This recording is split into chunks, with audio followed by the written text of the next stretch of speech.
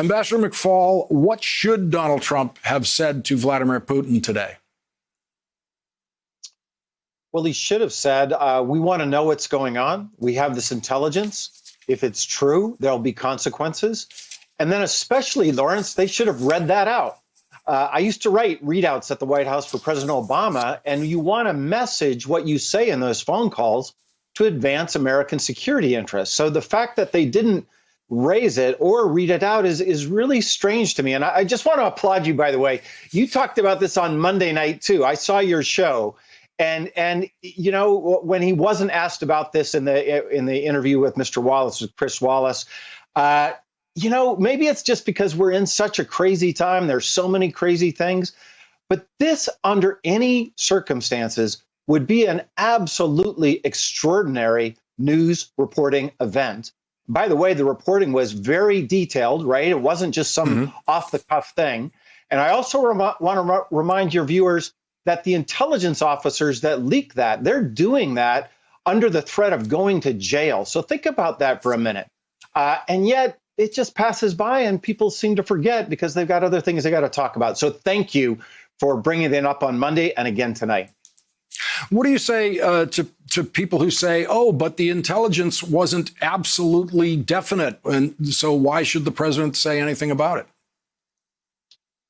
Well, first, I worked for 5 years in the government, 3 years at the National Security Council, 2 in Moscow. I read a lot of top secret intelligence. It's never definitive. So that's number one. Number two, what was leaked to the press was pretty scary to me. A bank account controlled by the GRU, the Russian military intelligence, being transferred funds to a bank account that the Taliban controls. And nobody, to the best of my knowledge, has refuted those facts that were printed in the New York Times. So that alone sounds pretty convincing to me. And number three, you can always push back on your interlocutors, right? You can always say, well, if this is true, is this true, Mr. Putin? Tell me that it's not true. And then at least you could read that out to the American people to say, I am defending our soldiers abroad, America. I am going to bat for you. And I just really cannot understand why President Trump can't do that simple act.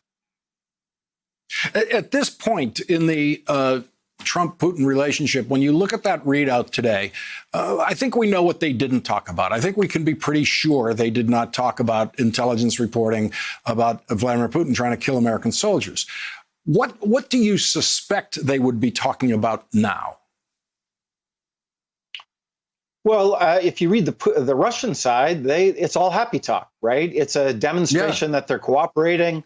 The pandemic, of course, we're all against the pandemic. The global economy, of course, we all want to see the global economy recover. And then the only substantive thing I saw was a discussion about arms control. But then again, you know, on the policy front there's a new START treaty. It's going out of date next year. To me, it's an absolute no-brainer that we should just extend that treaty.